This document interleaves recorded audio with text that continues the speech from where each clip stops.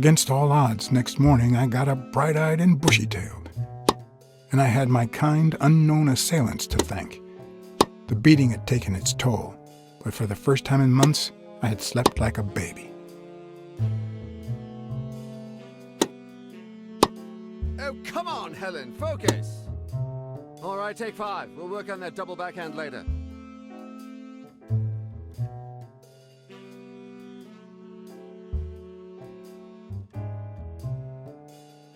Well, Mr. Blackmore, what can I do for the FBI?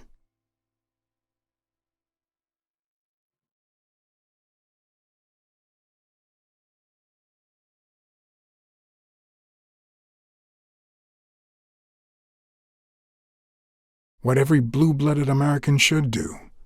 Ride the wave of success, on a global scale if possible. Yeah, sure. We have to beat those commies on every battlefield, be it in Korea, a clay court, or Wimbledon. But that's not what you mean, right?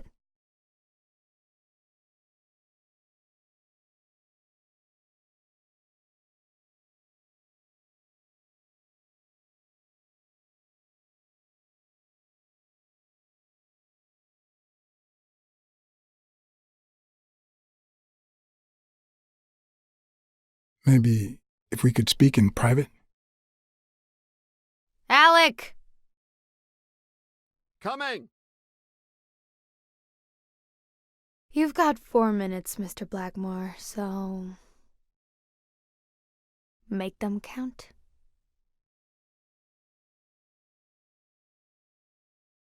They say you're currently involved with Al Stone, the boxer. Is that correct? Wow, the FBI sure knows what it's doing. So, out of the 100 million Americans who know about that, who did you extort to get such highly confidential information? Don't beat around the bush.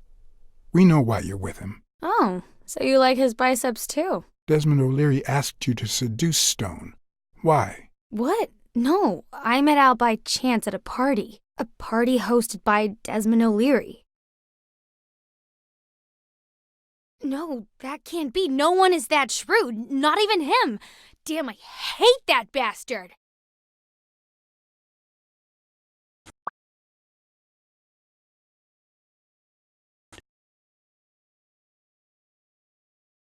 We know about you and Desmond O'Leary. Wow, your sagacity never ceases to amaze me.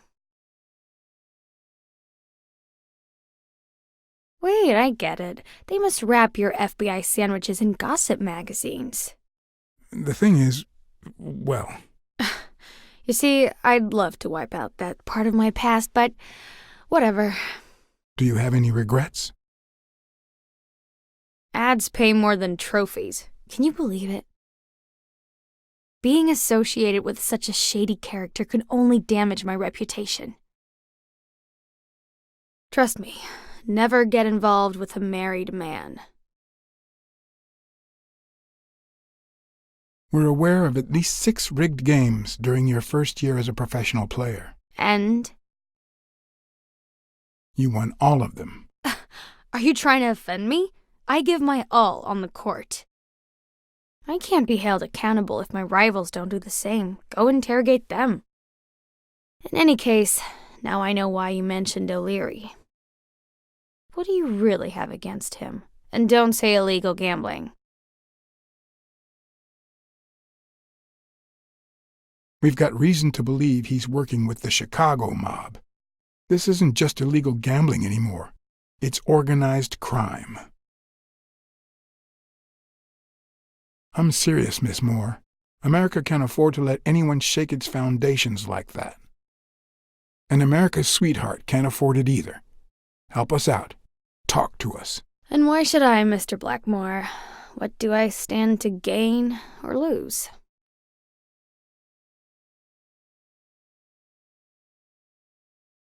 The FBI always returns a favor. Oh yeah? Are they gonna rig my games?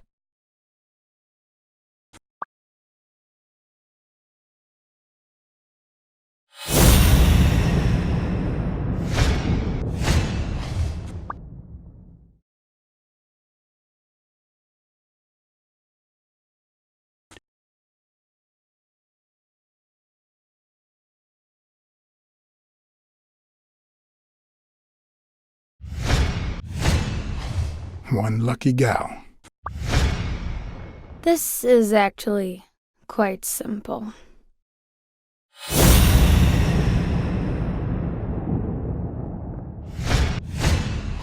The pearly white teeth of someone who barely smokes. Am I making her nervous? Damn. I'm almost out of fluid.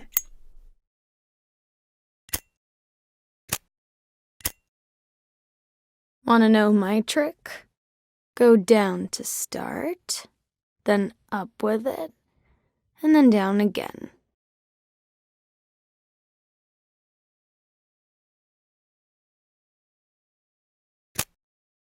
Almost.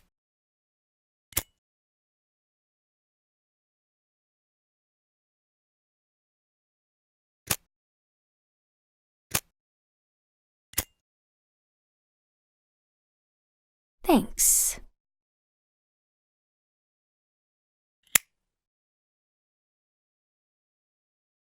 I don't know what you want me to say. You're trying to frame O'Leary, perhaps rightfully so, but I think you're barking up the wrong tree. Believe me, if I had the slightest... Come on, Helen. Time to work on your backhand. Let's go. Do you smoke? Nice meeting you, Mr. Blackmore.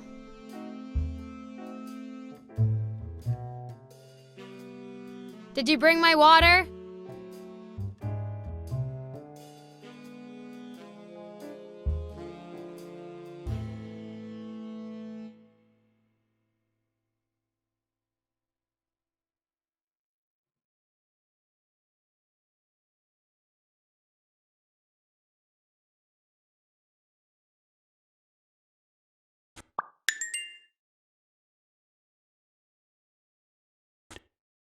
America's sweetheart gave you her cigarette? Dear God, she has the hots for you! I can't believe you sent good old Weekly to investigate that stupid walrus while you were hanging out with Helen Moore herself! So, what do you say, you and me, we change places next time, huh? Your turn. Now tell me, what did you find out? You're gonna love this. You ready? I've got news, but I happen to also have a Blacksad.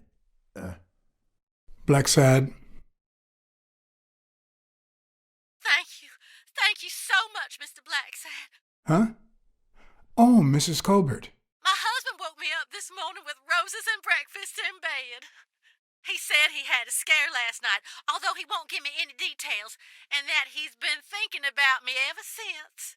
He wants to take me to Niagara Falls for a second honeymoon. That's nice, but I don't know why you're thanking me. Are you kidding? Remember how I doubted him, but you made me change my mind?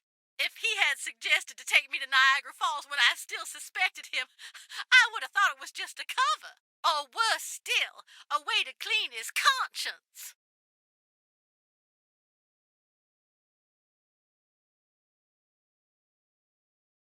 Well, that's all I wanted to say. Send me your bill when you can. You're a good man, Mr. Blacksad.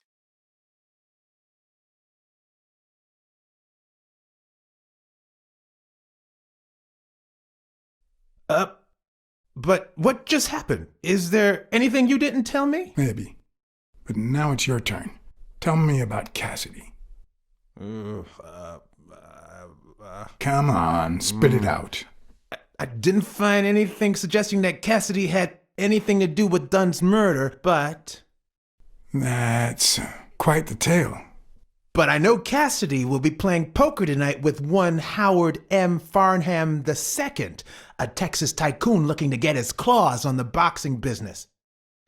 I also know that he and Cassidy have never met in person, and that Farnham, who's staying at the Balford Hotel, hasn't left his room. Apparently, he spent the night with 3 bottles of bourbon. So, here's my incredible plan. I'll go to the hotel, I'd knock him out, and then take his place in the poker game. That way, I'll get Cassidy talking. What do you think? Incredible, right? Didn't we agree that you'd handle Helen more while I dealt with Cassidy next time? No?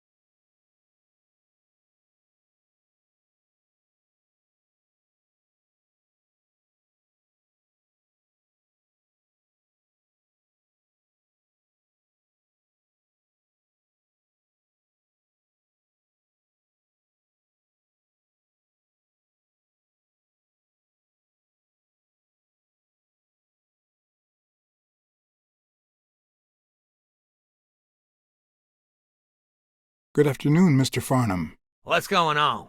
Allow me to introduce myself.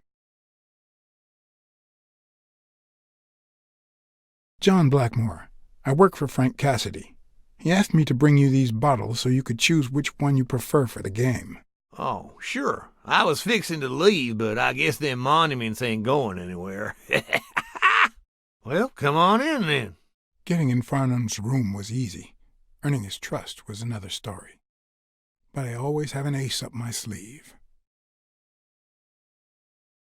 Blackmore, you okay, partner? The best way to earn someone's trust is to make them believe they've earned yours. And sometimes, the best way to fake it is to tell the truth. I don't know where to begin.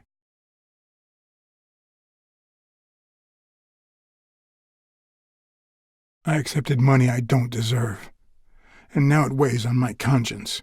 Let me tell you something about life and business, son. Our Lord didn't separate his creation into rich and poor just for the fun of it. If a man has the money, that's proof enough he done deserve it. You hear what I'm saying? One of the tricks of this trade is to be wary of the biases we all have. They cloud our judgment and blur the person in front of us, painting them with the shades of our preconceived notions of who they should be. But every once in a while, you run into someone so locked in personality that they can only be regarded as a stereotype. Farnham was a disgrace, not only to himself, but to Texas and the entire human race. To think I had to impersonate him. I wish I was like you. You seem so content, so free of burdens. Stop right there, partner. You think this old dog don't have ticks? Let me tell you something about my first wife. Woo-wee! Once I had gained Farnham's trust, the hard part was deciding what I needed to know to become him and not get myself killed.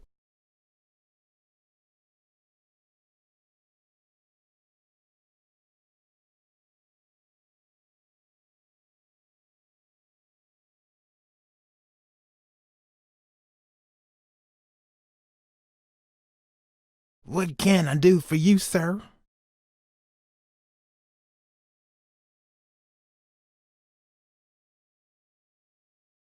I'm here to play me some poker. You got the wrong place, sir. Did you miss the barbershop sign above the door? You have a good evening, sir. Wait,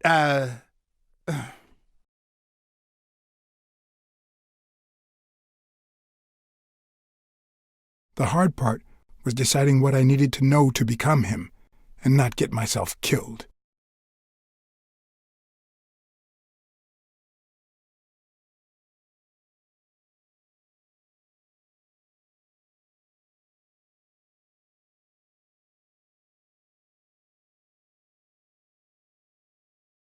What can I do for you, sir? Farnham was one hell of a drinker. I had to get the information out of him before he drank himself unconscious. Otherwise, I'd have to find that information myself.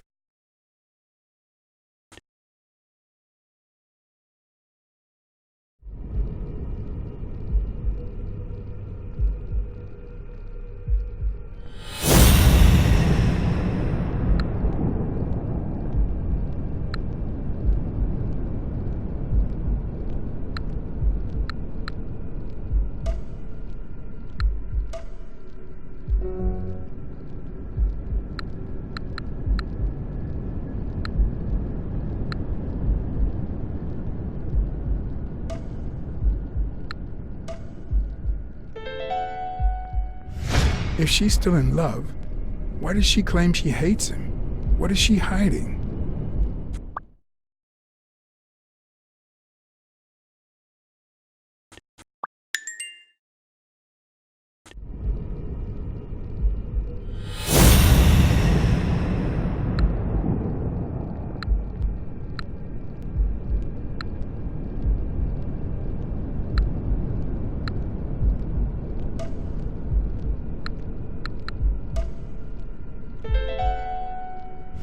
If she's still in love, why does she claim she hates him?